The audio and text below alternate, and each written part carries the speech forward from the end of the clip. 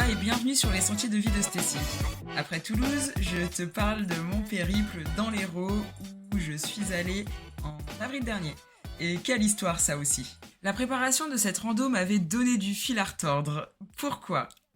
Eh bien, parce que d'une part, je voulais aller randonner mais je ne savais pas trop où aller. Ou disons plutôt que je savais que je voulais aller à la montagne, idéalement dans les Pyrénées, sauf que la période n'était pas encore propice à la rando. La neige était encore présente et je ne suis pas du tout équipée pour cette météo et je suis clairement pas prête à affronter la montagne dans ces conditions, même si je pense pas que la neige puisse être euh, aussi présente qu'en hiver.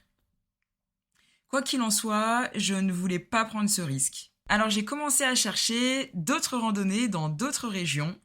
Je voulais alors me lancer dans la grande traversée du Jura, ou du moins en faire une petite partie. Et pareil que dans les Pyrénées, avril n'est pas encore la bonne période pour aller dans le Jura. Et je ne souhaitais pas du tout rester en Gironde, je voulais un petit peu de hauteur. Et je suis tombée sur un blog. Donc le blog c'est Carnet de rando en cherchant où je pouvais randonner en avril.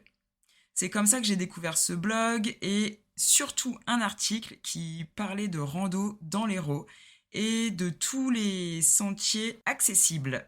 Et c'est comme ça que j'ai découvert le Pic Saint-Loup en images et tous les conseils, toutes les infos données par l'animateur du blog.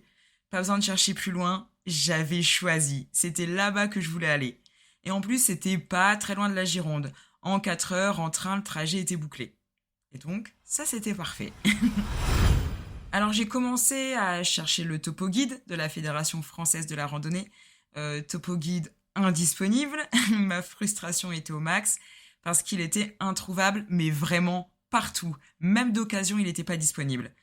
Au bout de plusieurs heures de recherche, j'ai fini par le trouver dans une petite librairie. Magnifique, j'étais refaite. J'aime trop les topo guides et je les trouve assez importants de les avoir en main aussi. Ça te permet de bien caler ton itinéraire. T'as des tonnes d'infos qui t'aident à savoir comment te rendre sur les lieux, des infos pratiques sur les hébergements, les restos, les supérettes, supermarchés, les transports disponibles sur ton chemin. Tu trouves aussi des lieux à découvrir, des conseils, les éventuelles difficultés que tu peux rencontrer sur le chemin, des infos sur les dénivelés et les cartes détaillées de tes étapes. C'est quand même très complet. Alors, une fois que je l'ai reçu, il était donc temps de me pencher dans un premier temps sur mon itinéraire. Car le topo guide, en fait, il proposait donc 4 itinéraires, mais j'avais déjà choisi le mien grâce au blog Carnet de rando. Et je voulais donc me lancer dans le Tour des Londres à la Buège. C'était un parcours de 55 km environ. Et dans un second temps, il fallait que je me penche sur l'hébergement. Et là, une galère sans nom. Soit il n'y avait pas de camping du tout, soit il y en avait, mais ils n'étaient pas encore ouverts, soit ils étaient éloignés du sentier. Alors j'ai commencé à regarder les gîtes, j'ai cru mourir en découvrant les tarifs pratiqués. Il restait plus qu'à me pencher sur les chambres chez l'habitant. Et putain, il en avait très peu. Les étapes de mon itinéraire ont donc changé plein de fois à cause du manque d'hébergement ou parce que les tarifs ne me convenaient pas non plus. Alors pour t'expliquer un peu mon organisation, à mon arrivée à Montpellier, il fallait que je me rende à un arrêt de bus bien précis pour pouvoir me rendre exactement à Saint-Martin-de-Londres pour débuter la rando qui allait ensuite me mener à Saint-Bauzile-de-Putois. La deuxième journée allait ensuite me mener à Causse-de-la-Selle et enfin ma dernière journée se terminait à Saint-Martin-de-Londres pour boucler la boucle. Ces étapes, je les avais vraiment établies à partir des hébergements trouvés. D'ailleurs, je t'avais déjà dit que je boycottais totalement les Airbnb en logement complet. Et ben là, c'était à cata parce que malheureusement, j'ai dû prendre un logement complet pour mon arrivée à Saint-Martin-de-Londres le premier jour. J'ai tellement honte, mais franchement, je suis pas prête à tester le bivouac toute seule. Critique-moi, je t'en prie. Mais ouais, j'ai pris un Airbnb en logement complet. Franchement, c'est chaud. Mais bref, me voilà partie de Bordeaux pour me rendre à Montpellier. J'arrive à Montpellier, je mange un bout, je chope un ticket de tram. Punaise, les distributeurs de tickets de tram étaient tellement dégueulasses. Ce fut ma première impression. Dans le tram, par contre, j'étais étonnée de voir qu'on n'avait pas besoin de composter le billet. Mais ma foi, une ville, un fonctionnement, et c'est ok. J'arrive donc à l'endroit où je devais me rendre pour prendre mon bus en direction de Saint-Martin-de-Londres, comme je te le disais. Je regarde les horaires de bus et là, je vois 4 heures d'attente. Et je crois que c'était même un peu plus, c'était entre 4 et 5 heures. J'étais franchement mais dégoûtée. Je me disais que j'aurais aussi pu partir beaucoup plus tard de Bordeaux finalement. Et bon, j'ai regretté sur le moment. Et puis finalement, quand t'as autant d'attentes, que t'es un peu, mais vraiment un tout petit peu trop loin du centre, bon ben franchement, flemme. Tu restes où tu es avec un petit espoir qu'un bus passe quand même un peu plus tôt que prévu. Espoir dans le monde des bisounours, hein, je sais, c'est jamais arrivé. Mais au final, tu finis par papoter un peu avec les gens qui attendent aussi tout comme toi. Un mec était là pour aller rendre visite à un proche à l'hôpital et il avait bloqué sa carte SIM. Alors bon, je lui avais filé mon téléphone pour qu'il puisse se connecter sur son espace là de son opérateur pour récupérer son code PUC en vain. Malgré des dizaines de tentatives, franchement, le pauvre. Et il y avait un autre mec, je me disais qu'il me regardait vraiment bizarrement. Enfin, il me souriait, je me demandais ce qu'il me voulait. Il a fini par venir m'interroger sur la raison de ma présence ici. Je crois que c'est toujours ce gros sac à dos qui interpelle un petit peu, apparemment. Et lui, par contre, il venait de Dunkerque pour faire, je cite, un stage de développement personnel. Et ça m'a directement interpellée car un stage de développement personnel, c'est une réponse tellement vaste. Ça avait clairement attisé ma curiosité. Puis après, t'observes ce qui se passe autour de toi. Une université, le CNRS, génial.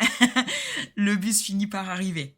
Punaise, je voyais les gens tout sourire parce que bon, on avait beau tous se parler les uns les autres, hein, mais l'attente était quand même tout de même trop longue, d'autant plus que le beau temps n'était pas trop au rendez-vous non plus. Et devine un peu avec qui je me retrouve dans le bus. Le mec de Dunkerque. Le développement personnel. Et je n'avais pas oublié ce fameux stage. Alors me voilà à lui demander un peu plus de précision. Le pauvre, il était gêné, c'était trop drôle.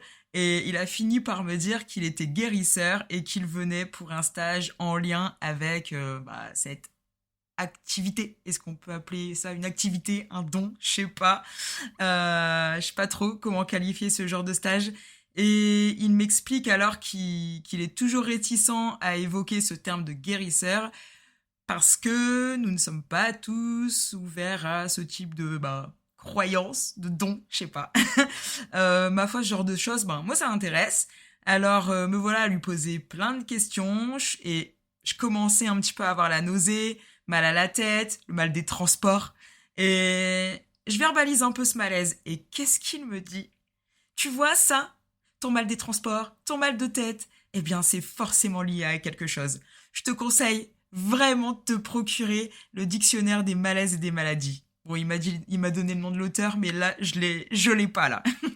Le trajet se termine quelques minutes après ça, nos chemins se séparent, j'arrive dans le logement Airbnb. Oui, tu peux souligner pour remuer un petit peu le couteau dans la plaie que c'était un Airbnb logement complet.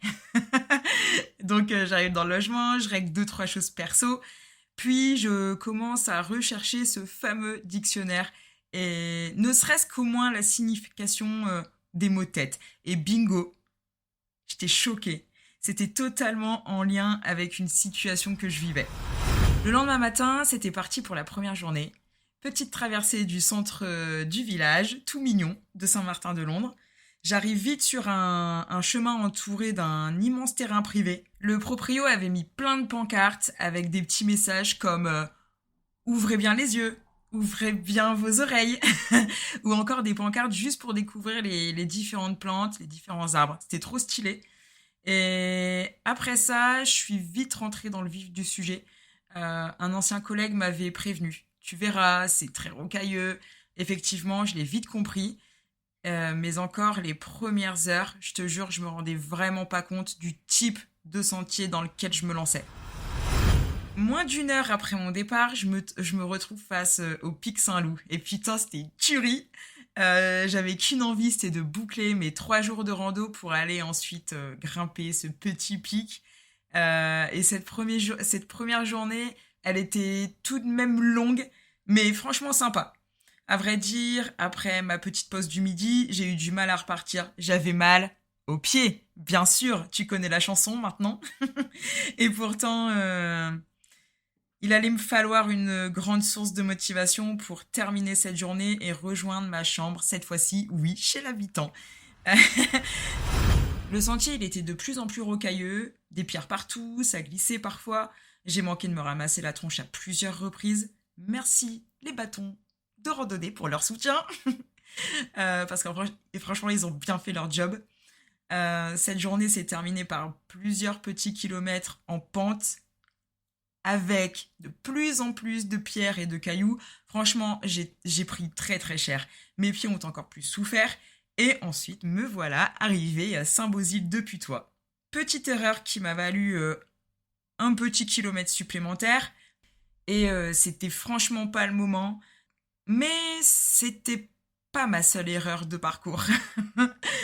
Puis me voilà arrivé chez l'habitant et quel accueil. Une petite famille toute mignonne. Enfin, petite famille. T'es pas prêt ou prête.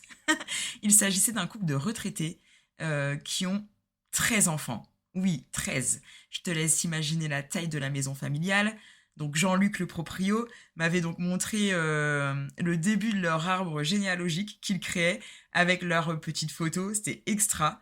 Et après mon installation et le soin de mes petites ampoules qui étaient déjà bien installées malgré cette première journée, il m'a fait une petite visite de leur grande demeure et elle était complètement ouf.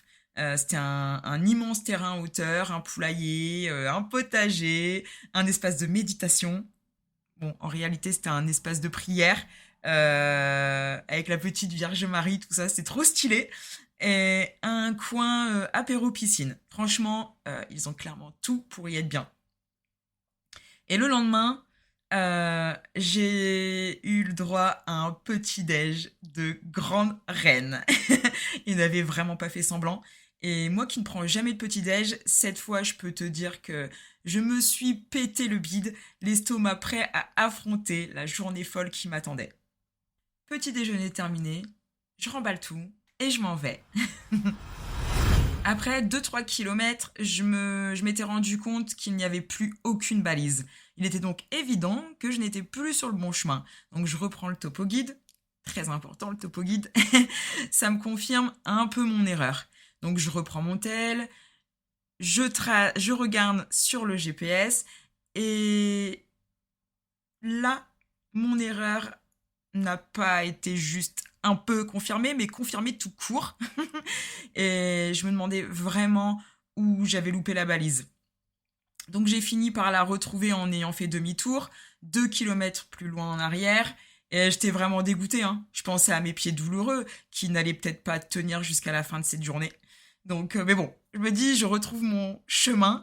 Les herbes étaient tellement hautes partout qu'il était possible de me paumer encore un peu. Et encore une fois.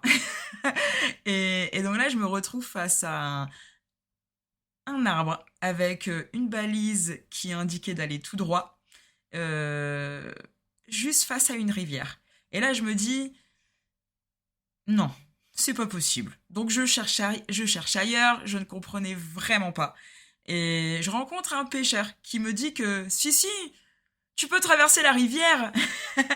Euh, Autrement, il m'expliquait qu'en fait, il m'aurait fallu une bonne heure pour rattraper le sentier si je prenais la route. Ben oui, bien sûr, soyons fous. En vrai, j'ai hésité, mais pas bien longtemps.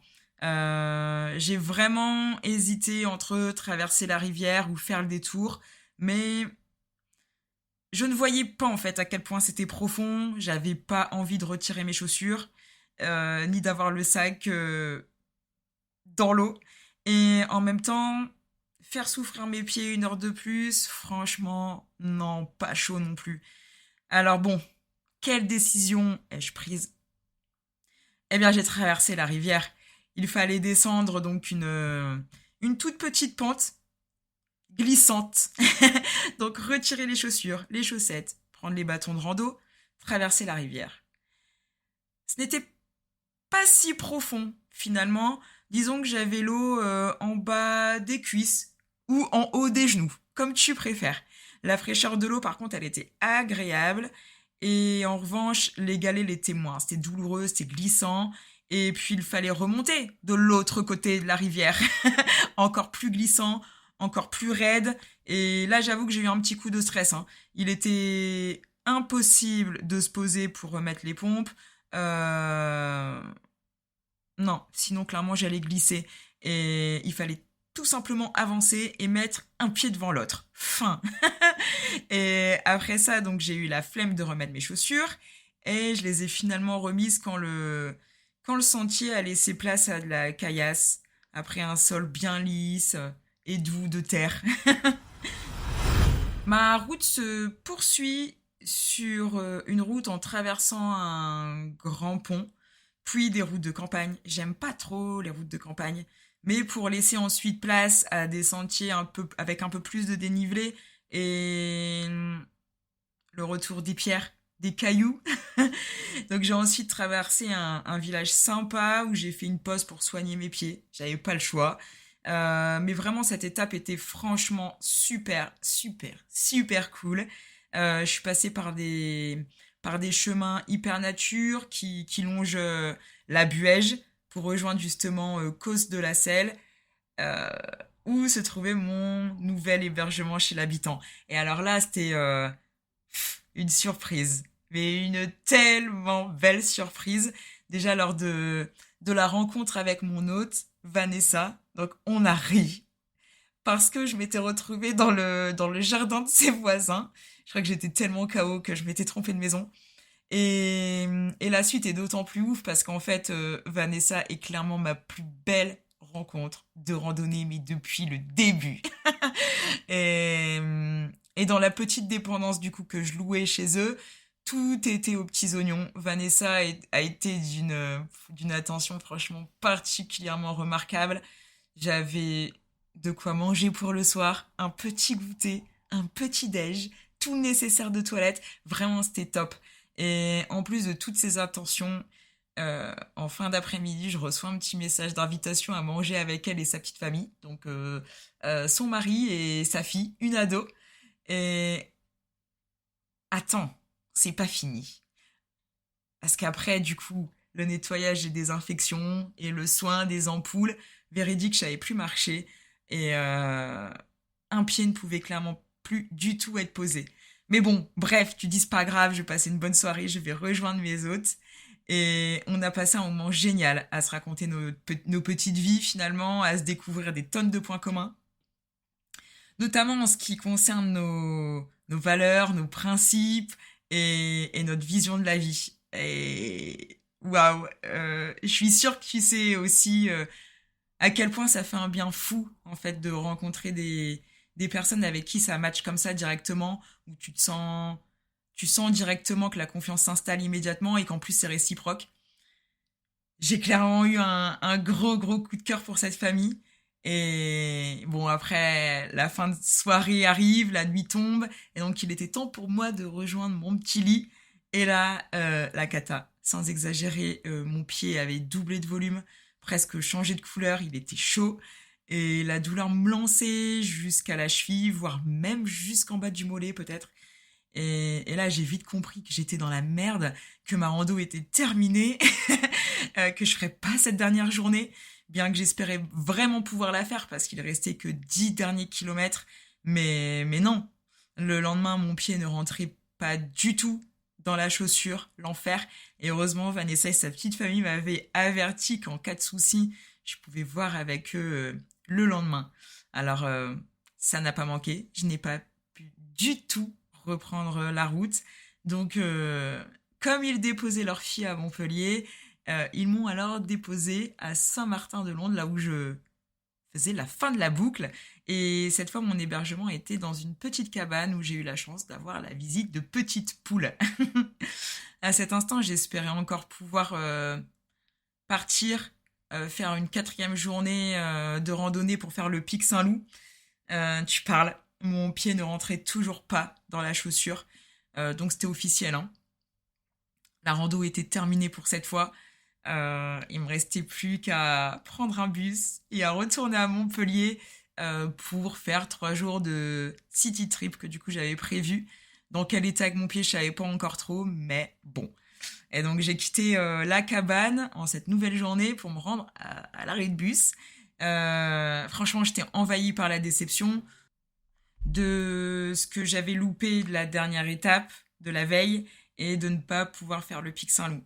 Donc j'attendais gentiment le bus qui allait rapidement arriver quand j'ai reçu un petit message de Vanessa pour savoir si j'avais déjà quitté Saint-Martin-de-Londres, car en fait elle passait pour retourner à Montpellier chercher sa fille. Et franchement, ce message a clairement adouci ma déception parce que Vanessa me demandait si je voulais qu'elle me récupère sur le chemin. J'étais trop heureuse de revoir Vanessa avant de quitter le coin, trop heureuse de ce petit moment qu'on allait passer à discuter sur le trajet, de revoir sa fille avant que nos chemins se séparent jusqu'à la prochaine rencontre.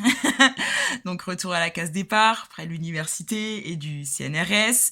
Bref, j'étais prête à affronter Montpellier. Et là, tu vas pas être déçu. Parce qu'à Montpellier, je suis passée par plein de phases. J'ai visité, mais j'ai détesté cette ville. Je suis allée à un stand-up pour voir des humoristes qui m'ont clairement vendu du rêve. Et j'ai fait un vie ma vie avec des SDF. Mais patience. Parce que tout ça, je te le raconterai dans le prochain épisode. Et cette seconde partie, tu pourras l'écouter exactement le mardi 19 août. En attendant, fonce noter cet épisode sur Apple Podcast ou Spotify. Et bien entendu, je te remercie d'avoir écouté ce nouvel épisode. J'espère que tu l'as kiffé. Et je te souhaite de continuer à passer un bel été. Et je te dis à bientôt!